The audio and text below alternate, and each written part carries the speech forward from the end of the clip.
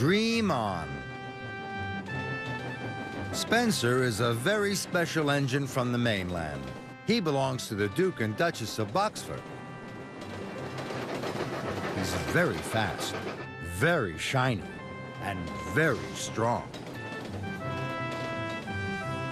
He also likes to show off. Coming through! The other engines don't like that. One day, Thomas was shunting freight cars at Knapford Yards. Sir Topham had arrived. "The Duke and Duchess of Boxford are coming to Sodor with Spencer," he boomed. "Spencer will be very tired after his long journey, so you, Thomas, must help him." Later, Spencer arrived. Thomas was still working. "Take my passenger cars and shunt them away," Spencer huffed grandly. "I will when I've shunted these freight cars," tooted Thomas. But Spencer didn't like waiting. "I'm faster, shinier, and stronger than you, Thomas. You're just a little tank engine." This made Thomas cross. But he remembered Sir Topham had told him to help. So, Thomas shunted Spencer's passenger cars safely into the sheds.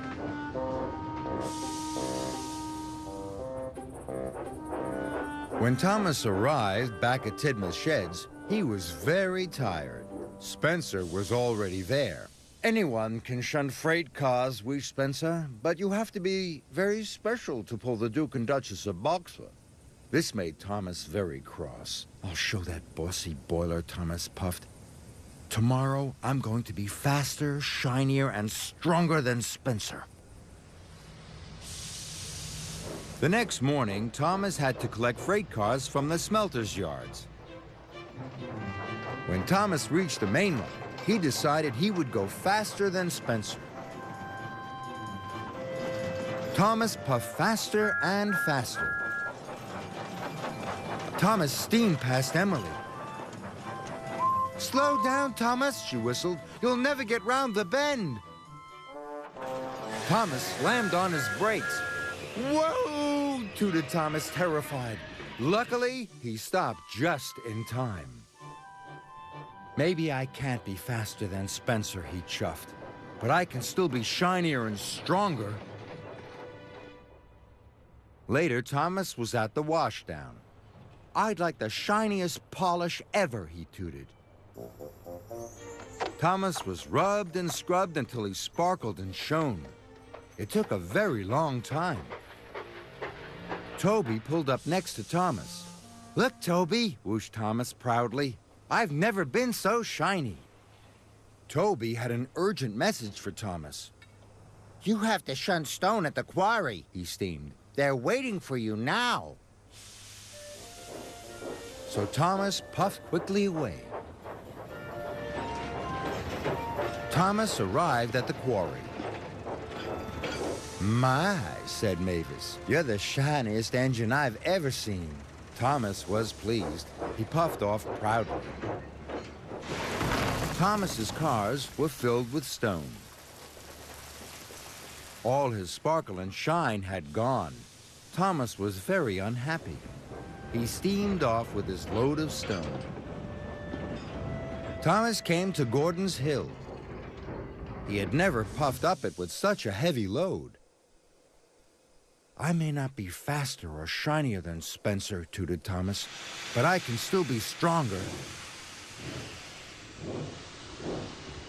The hill got steeper and steeper, and the stone felt heavier and heavier. Thomas's wheels started to spin. "Oh no!" cried Thomas. Stones tipped out of the freight cars. He slid all the way to the bottom. Thomas wasn't strong enough after all. Thomas felt very, very silly. "All day I've tried to be faster and shinier and stronger than Spencer," he wished, "and I'm not." Thomas felt terrible. Next morning, Thomas knew what he was going to do. "I don't want to be faster, shinier, and stronger than Spencer anymore," he chuffed. "I'm very happy to shunt freight cars." Then Sir Topham had arrived. There is an emergency, he boomed. The Duke of Boxford has to return to the mainland on very important business.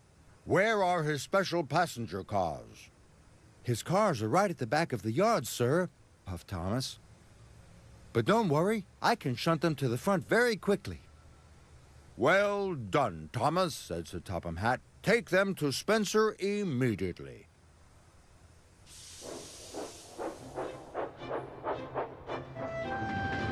When Thomas arrived at the sheds, Spencer's boiler was still cold.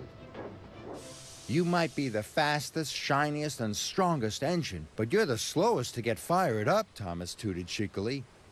Now it was Spencer's turn to feel very silly.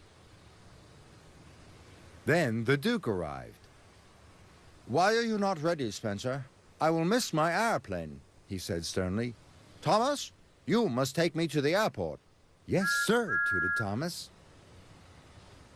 The Duke's special coat of arms was placed on Thomas's boiler, and Thomas steamed grandly away. Thomas felt very proud as he raced to the airport.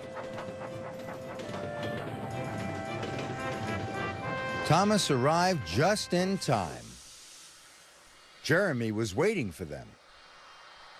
The Duke was very pleased. There's nothing better than an engine you can rely on, he said. You saved the day, Thomas. Thomas watched the Duke's airplane fly away. Thomas knew he wasn't faster, shinier, or stronger than Spencer, but he was certainly reliable. And that was a very useful thing to be.